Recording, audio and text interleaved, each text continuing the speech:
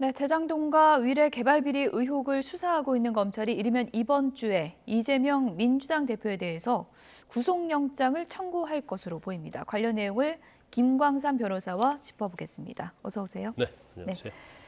대장동 관련해서 지난 주말에 두 번째 소환 조사까지 이제 마무리가 됐고요. 네, 이번 네. 주에 구속영장 청구할 가능성이 높다고 보십니까? 아마 이번 주에 아마 청구가 될 가능성이 크고요. 더군다나 영장 이제 청구하면 이제 다음 주 중에 국회에서 이제 체포 동의안에 대해서 가결 여부 결정된 걸로 보여요. 그럼 물론 주 후반에 청구할 가능성이 그렇죠, 한 높을까요? 목금 예. 정도. 그런데 뭐 수사는 이제 생물이라고 해서 또 검찰 자체에서 또 다른 판단을 할 수 있기 때문에 그건 지켜봐야 하는데 일단 구속영장이 청구하게 되면 물론 뭐 구속 여부가 중요하죠. 그렇지만 이제 눈여겨서 봐야 할 대목은 이제 첫 번째는 이제 대장동과 관련해서 이재명 대표의 배임 혐의가 들어가느냐 여부요. 예. 그다음에 천화동 1호와 관련된 428억의 배당금과 관련해서 이재명 대표가 관련이 있느냐 여부. 세 번째는 이제 김용이나 정진상 씨의 어떤 대선 자금이랄지 정치 자금과 관련해서 받은 금액이 과연 이재명 대표에게도 그 책임이 있느냐 그런 사실들이 영장 범죄 사실에 들어가느냐 안 들어가느냐 이제 그 부분이 굉장히 중요할 것으로 보입니다. 예. 혹시 추가 소환 가능성은 없을까요? 일단 검찰은 이제 추가 소환하지 않는다는 입장인 것 같아요. 왜냐하면 일단 두 번 불렀는데 거의 뭐 그 진술서로 가름했지 않습니까? 33쪽의 진술서로 가름했고 실질적으로 두 번 소환의 조사 과정에서 거의 뭐 진술 거부권을 행사한 걸로 볼 수 있기 때문에 더 얻을 수 있는 건 없다고 생각하고요. 그리고 두 번이나 이제 소명 기회를 줬기 때문에 검찰 입장에서는 뭐 출석해서 자신의 억울함을 소명할 수 있는 기회는 이 정도면 이제 충분하다 이렇게 보는 것 같아요. 그래서 이제 더 이상 소환은 없는데 그렇지만 이제 다른 사건으로 여지는 있죠. 왜냐하면 백현동과 관련해서 그게 서울 수원 성남지청에서 수사를 하다가 서울중앙지검 반부패 수사 일부로 사건이 왔거든요. 예. 그렇기 때문에 뭐 최근에 40여 곳에 대해서 압수수색을 했기 때문에 압수수색 결과물에 대해서 분석이 끝나면 만에 하나 이재명 대표와 연결고리가 있다고 한다면 이재명 대표를 이제 다시 소환할 수 있는 그런 여지는 남아 있다 이렇게 볼 수 있습니다. 예. 검찰 조사 이후에도 이재명 대표 측과 검찰의 추후 신경전이 상당히 이제 거셌고요. 네. 이재명 대표는 주장하기를 내가 조사받아 보니까 뭐 새로운 증거도 하나 없고 의견만 묻더라 이렇게 좀 반박을 하지 않았습니까? 보는 시각에 따라 좀 다를 수 있을 것 같아요. 예. 이재명 대표는 억울하다는 입장이니까 검찰이 묻는 내용은 전부 다 허구고 창자에서 써낸 것이다 이런 생각을 하기 때문에 질문에 대해서 사실은 이제 답할 필요가 없다 이렇게 생각할 거예요. 거기에 비해서 검찰은 이제까지 나온 문헌이랄지 문서랄지 관계자 진술에 의거해서 이재명 대표에 대해서 이제 추궁을 하려고 했던 의도로 보입니다. 그런데 지난달 28일 날 수사에 비해서는 이번에 소환 조사가 지난주 소환 조사가 그래도 상당히 이제 구체적인 걸 물었다고 해요. 그래서 그렇습니까? 문건 예. 같은 것도 좀 제시를 했고 이재명 대표도 이제 그런 부분에 대해서 상당히 관심을 두고 있어서 뭐 물음에 좀 답을 했었고 그다음에 옆에 입회한 변호사한테도 이런 것들 전부 다 꼼꼼하게 기재를 해서 정리를 해라 이런 취지로 얘기했다는 걸 보면 어느 정도 질문 답변은 있었던 걸 보이고 이재명 대표도 이제 영장이 청구되면 예. 거기에 대해서 이제 소명을 해야 하기 때문에 2차 소환 조사 때는 좀 약간 준비를 하지 않았나 이제 그런 생각이 듭니다. 검찰 주장은 이제 구속영장 청구 여부 검토할 때 여러 가지를 보는데 이제 주장은 이재명 대표가 신경질적인 반응으로 일관해서 이게 좀 지연됐다 이런 주장도 했고 그리고 네. 이런 진술 태도도 고려를 하겠다 이렇게 밝혔어요. 아마 당연히 영장 예. 범죄 사실에서 영장을 청구하는 이후에 그 내용이 들어갈 거예요. 그래서 아마 이제 구속영장이 청구되면 그 영장과 관련된 범죄 사실, 청구 이유 이런 것들은 거의 공개가 되거든요. 예. 그러면 이재명 대표가 1차 소환이랄지 2차 소환 때 어떤 식으로 검찰의 조사에 응대를 했는지 그 부분이 아마 검찰 상세히 뭐 기재가 될 거예요. 그래서 검찰 입장에서는 영장을 청구해서 영장을 발부받아야 하기 때문에 이재명 대표의 태도에서 굉장히 불리한 내용을 거기에 기재할 가능성이 크죠. 그래서 사실 실제로 그런 게 영장 발부의 고려 사항이 됩니까? 그렇죠. 왜냐하면 뭐 수사 자체에서 굉장히 너무 소극적인데 자기 혐의보다는 어떤 뭐 다른 부분을 강조한다랄지 아니면 수사에 대해서 뭐 성실하지 않았다랄지 이런 내용은 사실은 뭐 영장에서도 상당히 영향을 좀 미치는 부분이에요. 그래서 아마 어떤 식으로 이재명 대표가 조사를 받을 때 뭐 불성실했는지 아니면 뭐 동문서답을 했다랄지 이제 그런 내용을 검찰에서 이제 기재를 할 가능성이 크고 그것에 대해서 이재명 대표는 굉장히 또 조작이다는 그러한 또 논평을 낸 가능성이 또 많죠. 영장을 청구한다고 해도 그 다음 단계가 법원이 아니고 국회잖아요. 네네네. 체포동의안이 이제 국회로 넘어가고 이것이 지금 민주당에서는 뭐 검찰의 영장 청구 가능성에 대해서 비열한 망나니 짓이다 이렇게까지 비판하고 있는 입장이기 때문에 부결 가능성이 높다는 전망이 많은데요. 부결될 경우 검찰은 좀 부담을 안게 되는 건가요? 어떻게 되는 건가요? 아니, 그렇지 않죠. 이제 검찰은 사실은 이제 대장동 하나만 보면 예. 대장동과 관련된 일당들이 다 구속됐다가 뭐 구속 만기로 석방됐잖아요. 그러면 특혜를 받을 때 민간인들은 다 구속이 돼 있는데 이와 관련된 공무원에 대해서는 사실은 뭐 영장 청구를 안 할 수가 없는 거죠. 뭐 형평성 차원이랄지 예. 아니면 사안의 중대성 이런 걸 보면은 그러면 사실 이재명 대표에 대해서 영장을 청구하는데 영장이 법원에서 기각이 되면 후폭풍이 좀 있을 수 있죠. 근데 그게 아니고 그 전 단계는 일단 국회에서 체포동의안이 가결되겠느냐 부결되느냐 이 부분은 이제 정치적 영역이거든요. 예. 그래서 민주당에서는 뭐 부결할 가능성이 큰데 이제 부결이 된다고 해서 이제 검찰에 어떤 영향이 있는 건 아니고요. 뭐 만약에 뭐 그럴 가능성은 높지 않게 보지만 뭐 가결이 돼서 법원의 영장 재판부에서 판단을 하는데 거기서 만약에 기각이 된다고 하면 예. 그건 이제 검찰이 상당히 많은 논란에 휩싸일 수는 있습니다. 예. 그래서 앞서서 이번에 이제 영장을 청구한다면 그 영장 내용에 적시되는 그 내용 중에 뭐 배임 혐의나 천화동인 1호 지분 얘기 그리고 정치자금 혐의 이런 것들이 들어가는지 봐야 된다고 하셨는데 네. 성남 FC도 같이 들어갈까요? 일단 뭐 알려진 것은 성남 FC하고 대장동과 관련된 부분을 패키지로 묶어서 영장을 청구할 것으로 알려져 있어요. 그래서 왜냐하면 아마 성남 FC 자체도 사안으로 보면 뭐 인정이 되는 걸 전제로 얘기한다면 그 영장 청구 사안이거든요. 근데 성남 FC에 대해서 영장을 청구하고 대장동에서 영장을 청구하고 이거 자체는 사실은 민주당이랄지 이재명 대표 입장에서 보면 뭐 상당히 정치적 행위라고 이제 비판을 받을 가능성이 크죠. 예. 그래서 사실 이거 묶어서 하나로 청구하는 것이 검찰 입장에서도 뭐 그렇게 나쁠 건 없고요. 또 제가 볼 때는 뭐 이재명 대표 입장에서도 한 번에 청구하는 것이 그렇게 나쁘지 않다고 봐요. 왜냐하면 두 번 청구하게 되면 예. 계속 체포동의안 부결을 두 번 해야 하잖아요. 그러면 사실 아무리 정당성이 있다 하더라도 이제 정치적으로 굉장히 논란에 휩싸일 가능성이 크기 때문에 예. 아마 그런 부분을 검찰도 고려하고 있을 겁니다.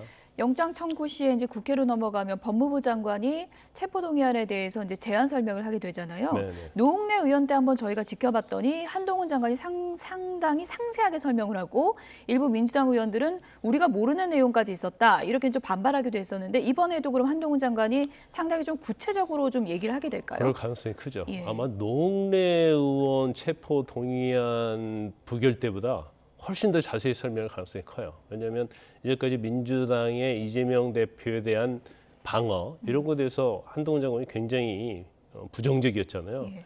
그래서 아마 영장의 필요성에 대해서 얘기를 하는데 아마 구체적인 문건이랄지 이런 것까지 얘기하면서 할 가능성이 크다 이렇게 예. 봐요. 물론 뭐 한동훈 장관이 뭐 그동안에 했던 어떤 대정부 질문이랄지 아니면 국회의원회랄지 이런 때 한 태도의 취지에 보면 예. 훨씬 더 강력할 것이다. 물론 뭐 마음의 변화는 있겠죠. 또 다른 태도로 할 수도 있지만 예. 그렇지만 이 사안 자체는 어떻게 보면 국회를 통해서 한동훈 장관이 검찰이 수사한 내용을 알리고 영장의 정당성 예. 이런 부분을 어필할 수 있는 좋은 기회이기 때문에 한동훈 장관 입장에서는 상당히 구체적이면서 적극적이고 공격적으로 아마 영장을 청구한 그 필요성에 대해서 어필할 가능성이 크다 이렇게 봅니다. 그런 제안 설명이 또 어떤 결과를 가져올지 또 구속영장이 이제 청구된다면 그런 시나리오를 저희가 좀 전망을 해볼 수 네네네. 있을 것 같고요. 쌍방울 금고지기 김모 씨가 국내로 이제 압송이 됐고요. 구속영장을 청구해서 오늘 오후에 영장 심사를 받게 됩니다. 어떤 혐의를 적용한 건가요? 근데 혐의 자체는요, 예. 김성태 전 회장과 비슷해요. 왜냐하면 김성태 전 회장을 옆에서 보좌하면서 김성태 회장의 개인 돈이랄지 또 회사 돈을 전체적으로 관리한 사람이거든요. 그래서 일단 뭐 대북송금과 관련해서 외환관리법이 있고요. 그다음에 회사 돈을 횡령한 거, 예. 그다음에 뭐 계열사와 관련된 뭐 배임 행위 이런 것들인데 사실은 이제 그 김성태 전 회장이 상당히 많은 부분에 대해서 이 얘기를 했잖아요. 이제 강제 송환 때는 다 부인했지만 검찰에 와서는 상당히 많은 걸 얘기를 했어요. 그러면서 이 얘기를 하면서 세세한 것은 내가 잘 모른다. 예. 금고지기가 안다. 이렇게 얘기를 했거든요. 그런데 금고지기가 또 갑자기 들어온다고 했기 때문에 예. 아마 금고지기가 들어오면 세밀한 부분에 있어서는 이제 금고지기가 다 얘기를 할 가능성이 커요. 그래서 사실 김성태 전 회장이 모르는 부분까지 과연 이 금고지기가 얘기를 할 것인지 예. 이제 재경 총괄 본부장이었어요. 쌍방울에. 그래서 가장 쌍방울의 자금 흐름을 잘 아는 사람이기 때문에 아마 검찰 수사에는 굉장히 많은 예. 동력을 받을 것이다 이렇게 봅니다. 지금 그래픽을 좀 보시면요. 지금 이제 정리를 해보면 이렇습니다. 쌍방울 그룹 수사 관련해서 김성태 전 회장은 이제 구속도 있는 거고, 네. 그리고 이런 도피를 도왔던 수행비서 박모 씨 이미 구속됐고요.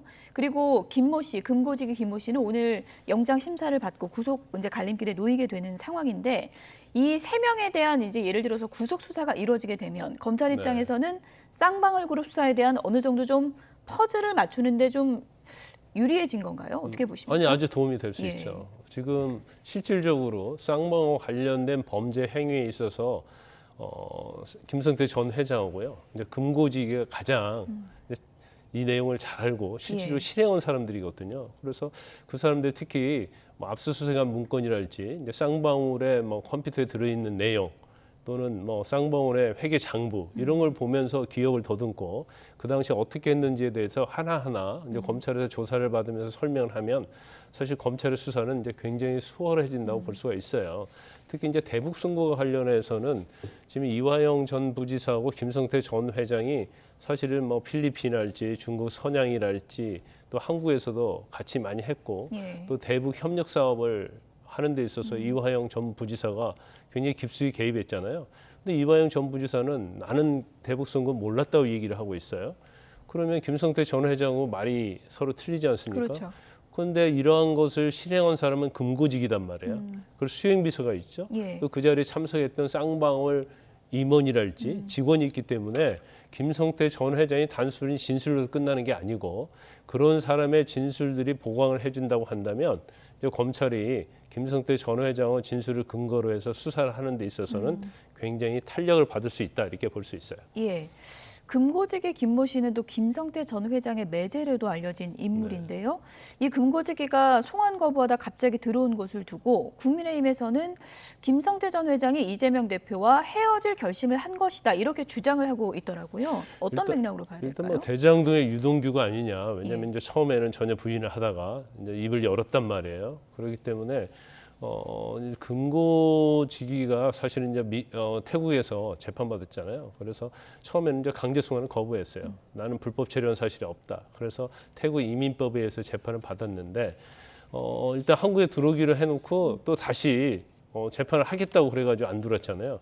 근데 갑자기 이제 신경 변화가 일어서 들어온다는 건데 그건 결과적으로 김성태 전 회장이 이제 지시에 의해서 그랬다고 볼 수밖에 없어요. 예. 그래서 아마 그 김성태 전 회장이 이제 이건 언론 보도인데 이제 마음을 바꾼 이유가 이재명 대표가 내가 쌍방울과 관련된 것은 내의 하나밖에 없다랄지 아니면 전혀 모른다고 했다랄지 그다음에 이제 경기도와 관련된 대북송금 직원들에 대해 조사를 했는데 다들 나는 대북송금 모른다, 쌍방울 모른다 그렇게 얘기를 했다는 거예요. 그래서 그 부분에 대해서 김성태 전 회장이 상당히 뭔가 배신감을 느꼈다. 그래서 수사에 적극 협조하기로 해서 금고지기도 사실은 이제 재판을 포기하고 한국으로 들어오라고 이렇게 지시를 한 걸로 지금 알려져 있기 때문에 예. 뭐 그 언론 보도는 상당히 신빙성이 있다고 봐요. 왜냐하면 예. 갑자기 이렇게 들어온 걸 보면 뭔가 심경의 변화가 있었고 결과적으로 이제 수사에 협조할 준비가 돼 있지 않나 이런 생각을 해볼 수 있는 거죠. 네, 끝으로 이 부분을 좀 짚어보겠습니다.